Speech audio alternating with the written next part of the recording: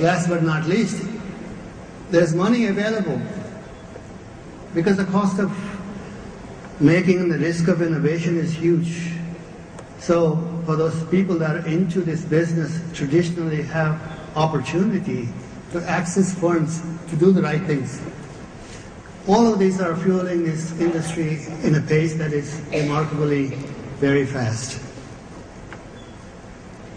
Just to turn the page to India quickly, I mean, this is an older figures, 2007, almost 3 years old now. But the total vaccine market is 665 million, out of which half of it is exports.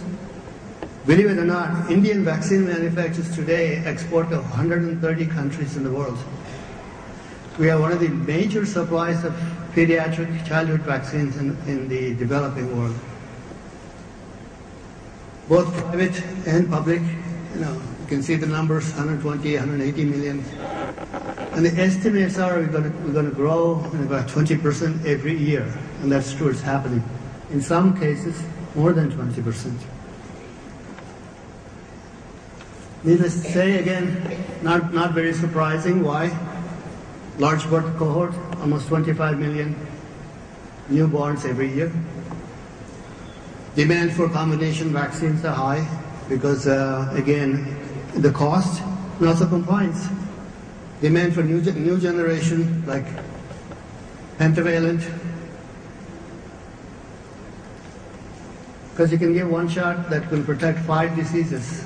This is very compelling from a public health standpoint, and the cost.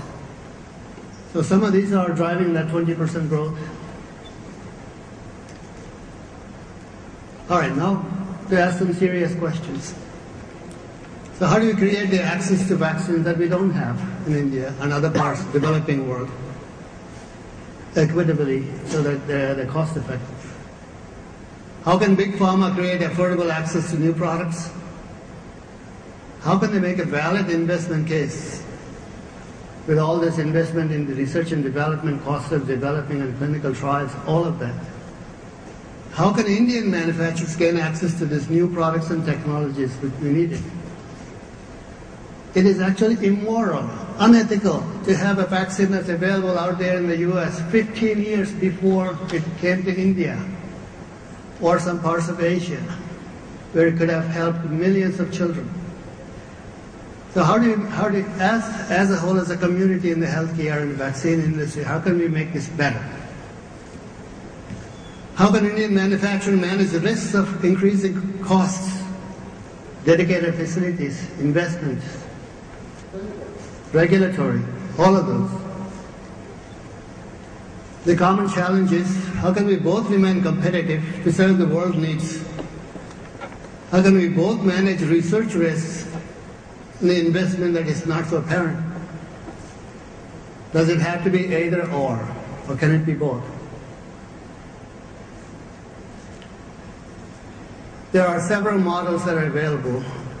I think all of us, including our colleague, Ella is an expert in this area as well, constantly looking at opportunities to form alliances and partnerships that makes both medical, clinical, ethical, and most importantly, commercial sense to bridge that gap.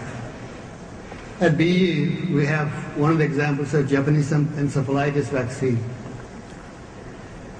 So to simplify it, I think the philosophy has to be behind this a differential pricing.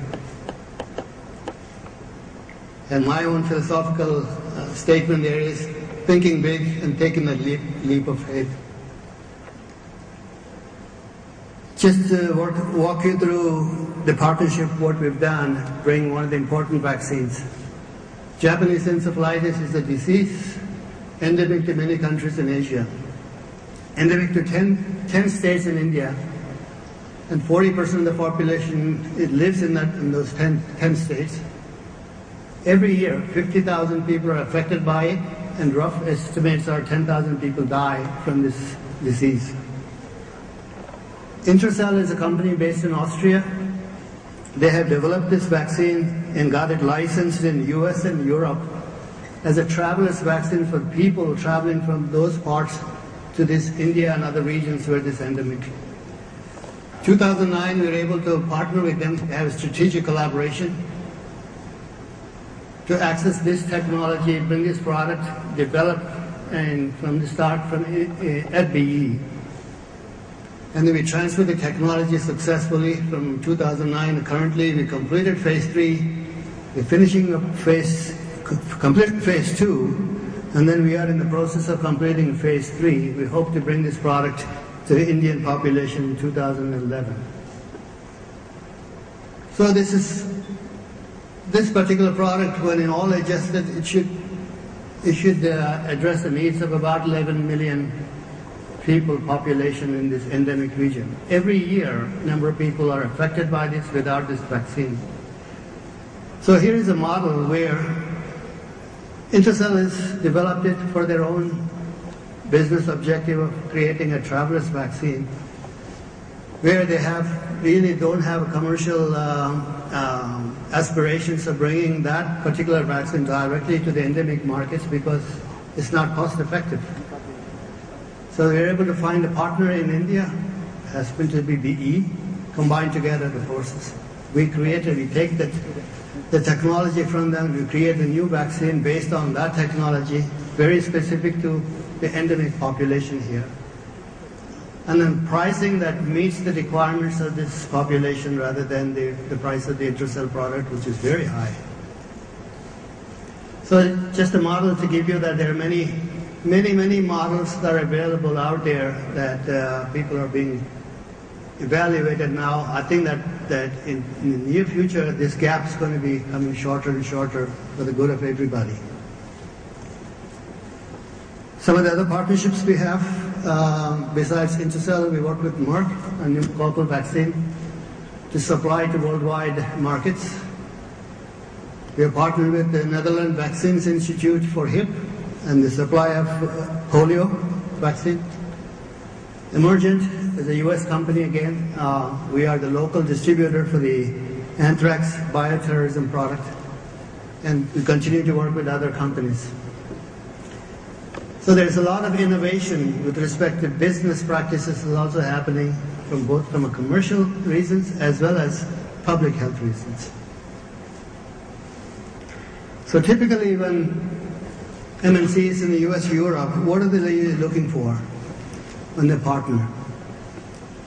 They look for a good quality management system and a system that they can essentially mimic the way that they operate in the US and Europe. Good track record of vaccine manufacturing and distribution, WHO certification, development capability of large-scale manufacturing processes, expertise in vaccine clinical trials, needless to say registration in India and also pre-qualification with WHO, and a network of distribution sales of people that can reach these large populations in these particular regions, and efficient, robust, economical manufacturing process. All of this becomes a good factors for the companies to partner with. So part of this, the drive behind growing this is to build those infrastructures, build those capabilities within companies here to be able to bridge that gap again. That is very important.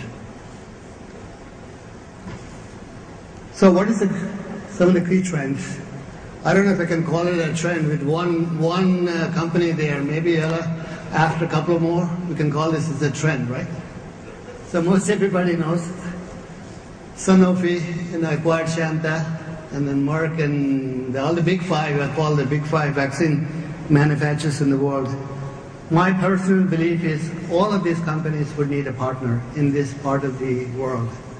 Not only to get their products to take the opportunity to supply to emerging markets, huge populations, but also make it in a different business model to expand their markets as well as expand the life cycle of those products.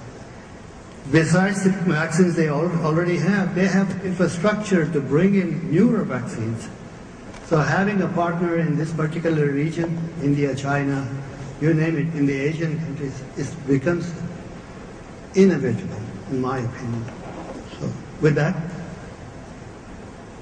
I'd like to acknowledge my BE colleagues, Intercell, WHO, IMS, some of the people helped me put this together. Thank you very much for your time. That sound is not enough.